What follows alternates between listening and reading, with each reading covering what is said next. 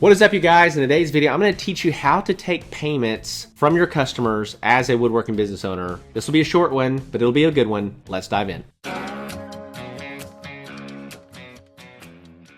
All right, welcome back to the channel. Welcome back to the podcast. I'm so glad that you're here. And in today's video, I want to walk you through how should you take payments? How should you be collecting money from your customers? And I'm going to keep this short and sweet. Number one, any way that you possibly can. Any way that you can. That's how you should be taking money. Okay. So many guys get hung up on, well, should I use this processor or should I use this processor? These are not problems worth spending all your time on. Okay. You can take cash. You can take a check. You can take Venmo. You can take PayPal, Cash App, Zelle. Create an invoice and send it to them through QuickBooks that they can pay. You can get set up on Stripe and you can process payments through Stripe. You can set up financing through Klarna or through Affirm on your website. There's 100 ways that you can take payment, and it doesn't matter which way you do it. In fact, it's better that you have 3, 4, 5 different ways that you can take payment so that you always have a way to collect cash from the customer. There's 1,000 ways to do this. Quit overthinking it. Go solve bigger problems, okay? These are easy problems to solve. Start figuring out how to get customers. Start figuring out how to build better products. Start figuring out how to promote and market yourself so that you're giving out 20 or 30 quotes a month. These are the big problems that you need to solve inside of your business. And so I'm gonna keep this one super short. How do you collect payments? Any way that you can. Cash, check,